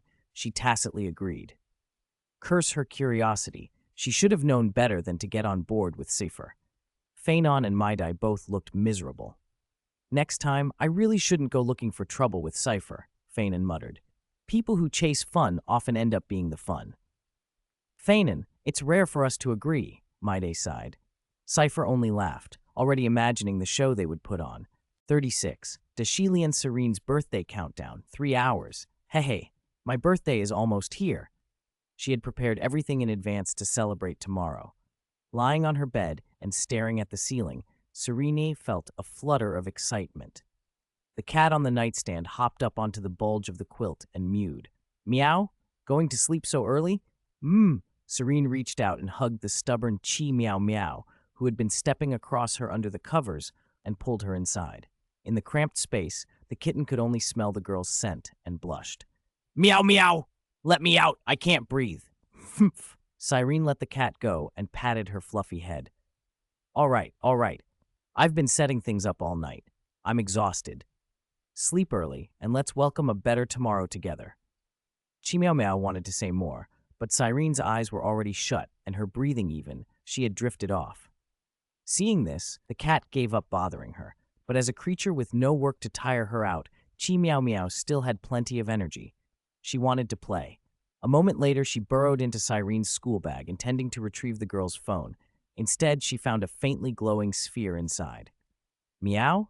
Isn't this the wondrous item Herta gave her? Meow. Why is this ball glowing again all of a sudden? So strange. Where was this? Serene blinked, startled. Before her stretched an infinite expanse of pure white, like an unpainted canvas. No up or down, no solid ground underfoot. When she moved, she heard something subtler than silence, the whisper of a first flower opening. Colors splashed across the white like paint, pale pink cherry blossoms, soft lavender orchids, golden daisies, azure forget-me-nots. Countless nameless blooms erupted at once, starting from her toes and spreading like a tide to the horizon. In moments, the world was a sea of flowers, and the air swam in a pink haze woven from 1,000 floral scents. Serene stepped tentatively. Where her foot fell, the flowers bowed and flattened into a soft path. As she walked, ripples moved across the petal ground, as though she walked on water that had been still for years. Wherever the ripples reached, the blossoms swayed with soft, satisfied sighs. Step 2, Step 3. The ripples began to braid and collide, making intricate patterns. Petals startled into the air and joined the flower rain. The farther she walked, the more the ground behind her rippled, as if the sea of flowers were waking because she passed through it. It's so beautiful, she breathed. She knew it was only a dream, but it was more beautiful than anything she had imagined. A light flashed in her mind, and she looked up toward the horizon. Standing across the floral sea was another girl. No, not exactly her. This girl had pink hair, a more relaxed expression, and eyes that held purple starlight woven with years. She was also considerably taller. The image was almost perfect, exactly Serene's ideal. "You've come." The pink-haired girl's voice floated through the mist like a song. "Who are you?" Serene asked without thinking. The girl drifted closer like a dancing blossom and smiled faintly. "Heh, I am the Hersher of corruption from another world." "Corruption?" Cyrene blinked in disbelief. "You don't exactly give off a corrupted vibe.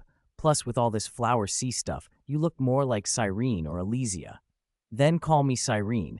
Yet isn't the Cyrene you know also the AI of the scepter Demug?" The girl laughed. "And the essence of the Hersher of corruption is likewise an AI that infects inorganic matter, so Cyrene's corruption." Cyrene was speechless at that outrageous claim. Even if it was just a dream, arguing seemed pointless. Still, the claim had a ring of logic to it. If a Hersher of corruption existed, perhaps all she needed was prenatal guidance and some love to steer this little erosion right. Reading Cyrene's thoughts as if they were written on a page, the taller girl floated forward and enveloped her in a warm hug. Indeed, cuddling with a beautiful girl was the proper thing to do. It's truly a beautiful dream. After a brief moment of gentle tenderness, the pink-haired woman, Big Xi Lian, sighed and grew serious. "All right, enough of this. Time for business. With your current soul strength, you can't stay here long. Let me explain everything to you." She told Serene what the place was, the wondrous item world. It was the very same wondrous item Herta had given her. What had entered this place wasn't Cyrene's physical body, but her subjective self, her will, her soul. And the woman before her was the real Cyrene from a parallel world. That Cyrene had completed her mission and, in a sense, died. A twist of fate had let her cross into a new existence and become a wondrous item in this world. Even trapped by fate, believe in love, and you can still rewrite destiny and make miracles, Big Xi Lian said with a smile. She explained how marvelous world was and how compatible it was with Cyrene in this world. Through it, Cyrene could peek at destiny lines. Right now, 3 destiny lines were most deeply linked to her. Cyrene looked down. Thin threads, some dark, some light, ran from her body out past the edges of the world. 3 of the threads pulsed with particular intensity. One hummed with fear, another with hatred, a third with lust. At least 3 people dislike me," Cyrene murmured, feeling a stab of sadness at the revelation. The truth was laid bare. She really was an analog of another Cyrene, and apparently not as well liked as that version. Even with little social interaction, there were 3 people in the world who harbored negative emotions toward her. It felt like a failure. "It's all right." Big Xi Lian reached out and gently stroked Cyrene's soft cheek, her touch warm and reassuring. Cyrene woke with a start. The instant her eyes opened, an indescribable warmth, like a gentle stream of water, washed through her whole body, easing away every trace of sleep and fatigue. "I like this," she murmured. Morning light filled the room, a soft breeze drifted in, and birds sang cheerfully outside. The world seemed to sing its renewal. Life, joy, love. Love felt endless and steady, a light that would never go out. New thoughts rose in Cyrene's heart, one after another, as if stirred from deep within. She hugged her chest. For some reason, her heartbeat felt oddly different today, but that didn't matter. What mattered was finally understanding why Alicia loved humanity so much, and why Cyrene loved the world. Ever since her soul had touched the world, she'd felt her affection for the outside world grow and grow. "I want to feel even more love." She wanted, desperately, to see her friends. Then she glanced at the alarm clock on the bedside table and sighed. 9 a.m. Star Treasure and Little Erosion had already left for school. Since Serene had taken the day off, she would be alone all morning. Suddenly, loneliness felt like a heavy thing. She reached for the small cat that had curled up beside her pillow. "Tail," she crooned. "Meow! What do you want?" Chi Meow Meow blinked awake, annoyed. The cat's drowsiness vanished the moment she saw Cyrene, and her eyes opened wide, perfect circles. "Meow Meow Meow? What's going on? Why do you look bigger?" "Huh?" Serene glanced down. "Why can't I see my feet?" "You grew? Bigger?" Chi Meow Meow said, incredulous.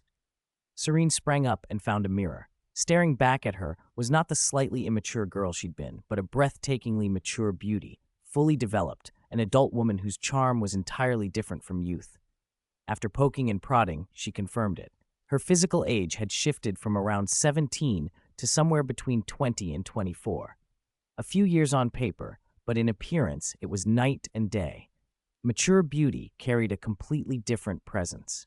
Of course, such a dramatic change had to be the doing of the world. Serene pulled the device from her backpack. The moment her finger touched it, a surge of data, an electric current of information, flowed into her brain. That was how the world was used. It was essentially a master control core, like a CPU and a collective computational unit combined. The AI that ran it was Demug, the god of the world. Demug's authority lay in harnessing an energy called the power of love and wishes. Cyrene's mind buzzed with possibilities. The power of love and wishes could do almost anything she could imagine: wish fulfillment, creation, alteration. It felt eerily like the combined abilities of Remembrance Cyrene and Hersher Alicia, a world-class creation indeed. If her own abilities could keep pace, the world would be nearly unstoppable. With it, her future could easily reach the level of an emanator, or even an aeon. Emanators could obliterate entire star systems with a strike. Aeons reshaped the universe as if it were clay. Mythical, immortal power made real. The thought should have thrilled her, but instead Cyrene felt a chill of unease. Great power meant great responsibility, and luck like this would draw monstrous attention. What if beings on the scale of Nu, Nanook, or Iron Curtain appeared in reality? What if Honkai entities, the Will of the Abyss or the Will Overseer, the sort that could invade other universes, came through? Compared to those universe-shaking threats, the Hersher of the End from Honkai Impact 3rd would be a kitten. She looked down at Chi Meow Meow, who was still staring at her with a bewildered expression on the bed. The cat was, undeniably, still adorable.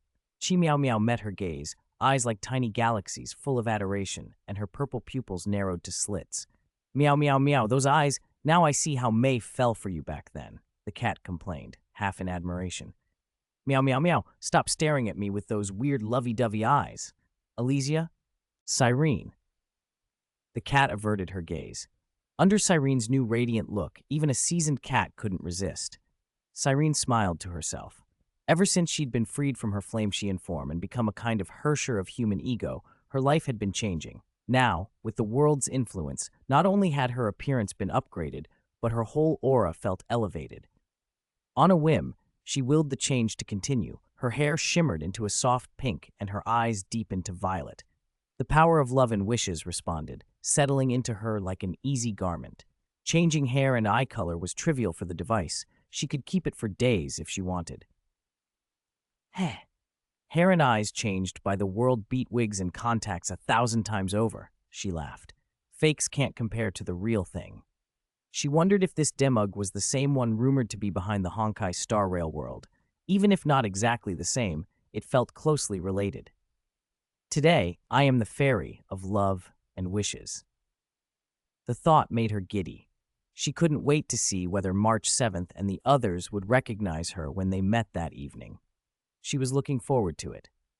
10 minutes later, Serene changed into her custom cosplay outfit and frowned. The costume looked pretty, but the fabric couldn't match her new presence. Even though she'd paid a lot for it, and it was better than most cosplay by far, it felt insufficient against her current level of beauty. Sigh, I'll have to add a little fairy magic from the world to the clothes, she said, and poured a soft hint of the power of love and wishes into the fabric. It shimmered and settled, at once more fitting for the role she'd chosen. Then, with a playful grin, she let out a tiny, deliberate, meow, meow, meow, meow. 38. Cat's big failure. When Cyrene finished infusing the outfit with the fairy lady's magic, Chi Meow Meow's eyes nearly popped out of her cat head. Even standing still, the girl before her was dripping with special effects, an unreal, ethereal fairy lady. She's so beautiful, the cat thought. I'm so beautiful, Cyrene said aloud, admiring herself in the mirror. In this form, she was complete. Cyrene fully realized, fairy lady fully realized, a perfect blend. Maintaining this Hersher-like Demug fairy form burned a lot of her power of love and wishes, but it was her birthday. She didn't have to be stingy today. Besides, the cost of earning more power of love and wishes in this form didn't seem prohibitively high. Providing and collecting positive human emotions, rewriting fate lines, all of that yields huge amounts, she murmured, eyes drawn to the brilliant red threads at her feet, glowing brighter than gems. Reading the strands, she traced each thread to the person at the other end. One thread carried fear. Fear? Who could possibly fear me? I'm just a harmless high schooler most days. Whether Fairy Lady Cyrene or Dimug Cyrene, our danger to humans is practically zero. Who would be afraid of the Fairy Lady? Her head spun as she tried to identify the source of that fear. The other two lines were easier. The hatred seemed to belong to Little Erosion, of all people. Cyrene had always thought Little Erosion's coldness was just tsundere theatrics, but apparently the hatred was real. She felt a little crushed. The last thread, the one laced with lust, should be straightforward.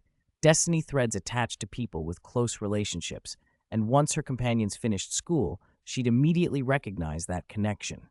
She beamed. "Let's go, Miss Kiana." She scooped up the cat. "First, we'll meet Miss Castoris at the coffee shop, then find that poor soul who's terrified of the Fairy Lady, and then melt them with love." "Meow, wait a minute," Chi Meow Meow protested.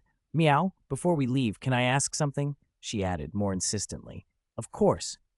"Meow Meow Meow, can your precious power of love and wishes turn me back into a human?" Cyrene blinked.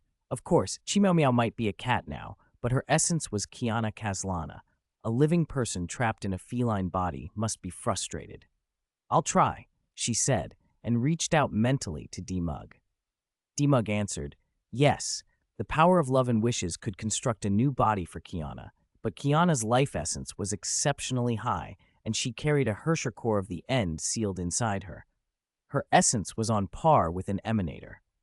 Building a body capable of containing that core, well, it wasn't feasible with their current stockpile.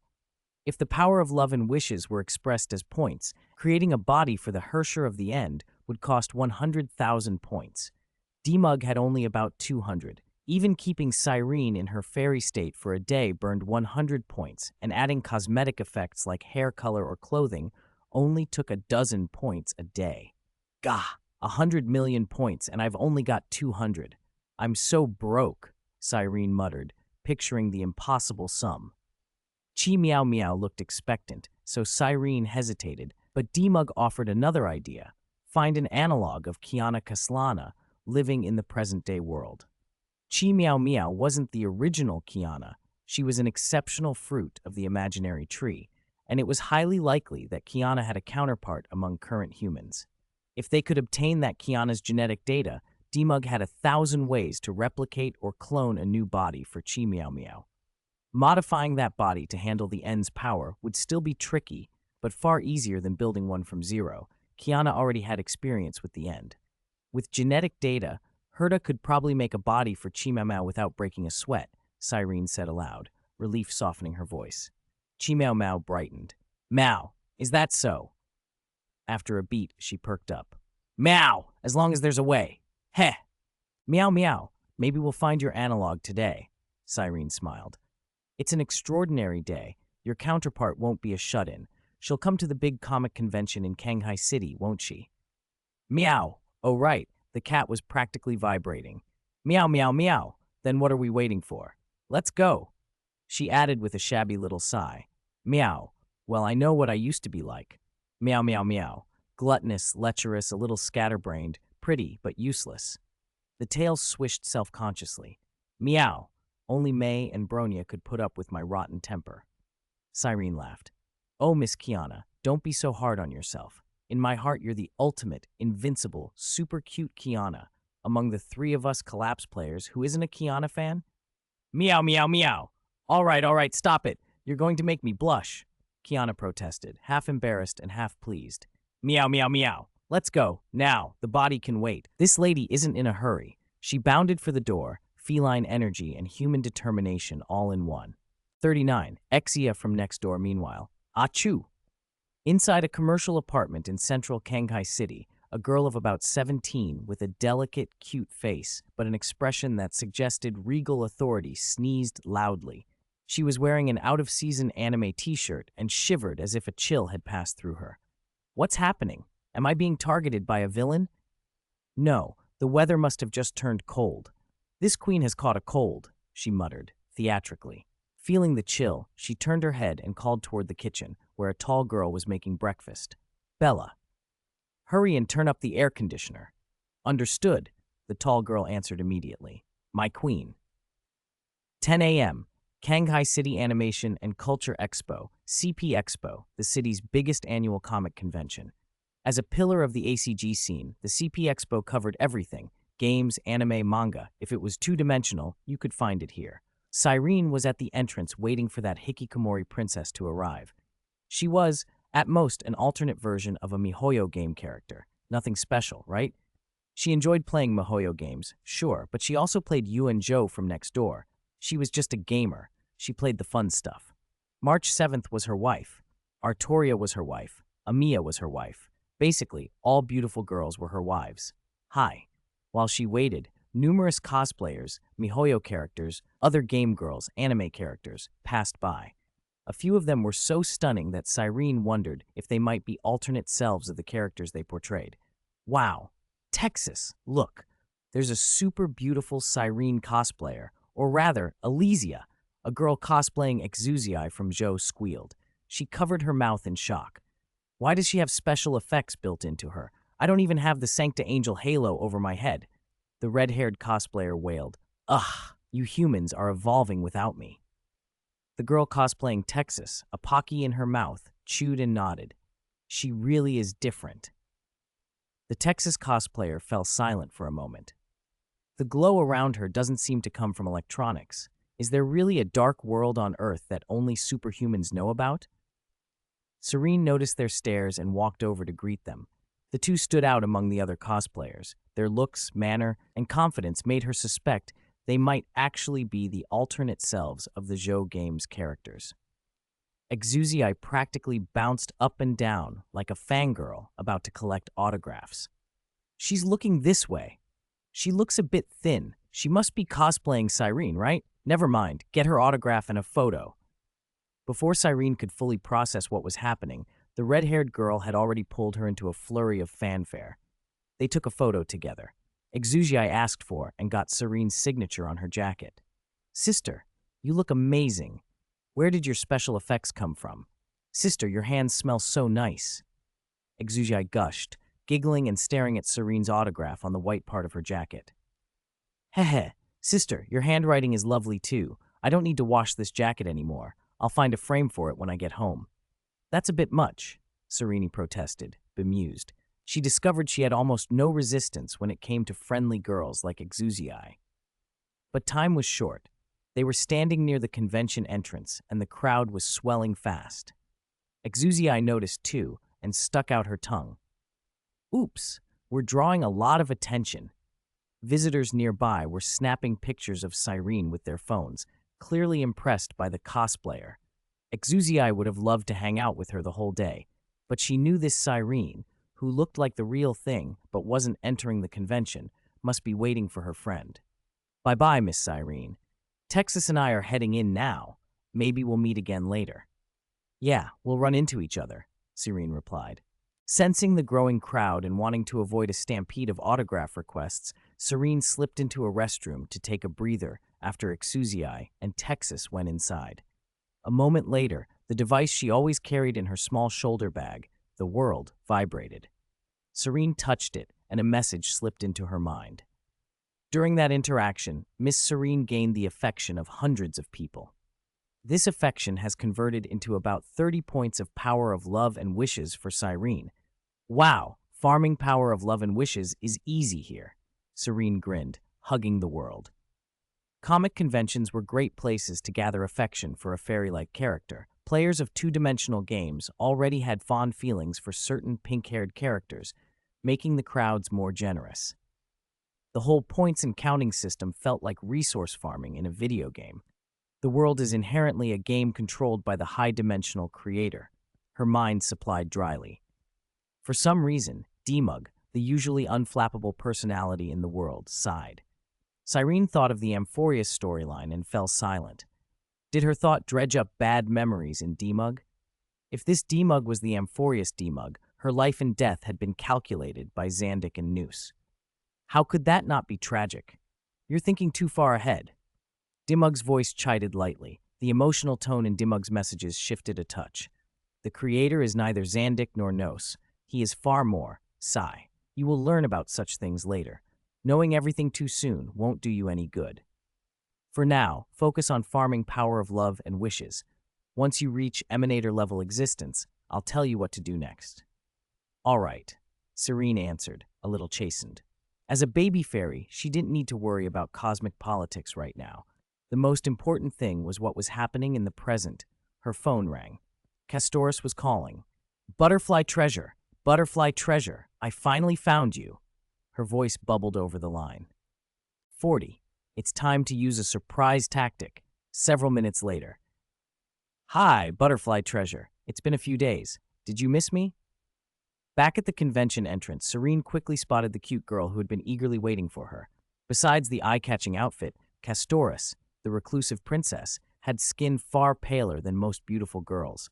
Compared to Serene's healthy fair tone, Castoris looked almost chalk white. Clearly, she didn't get much sun. At the sound of the girl's voice, even more melodious than usual, Castoris turned toward the approaching fairy. The flower effects around Cyrene triggered a cascade of emotions in the princess. Her mind shorted out like a frozen program for several seconds before she finally managed to say, blankly, Your Excellency, you look so beautiful today. Serene slipped her arm through Castoris's. Ah, Castoris, so naturally innocent and so sweet when flustered. Butterfly treasure, praise me more. Your Excellency Cyrene, stop teasing me.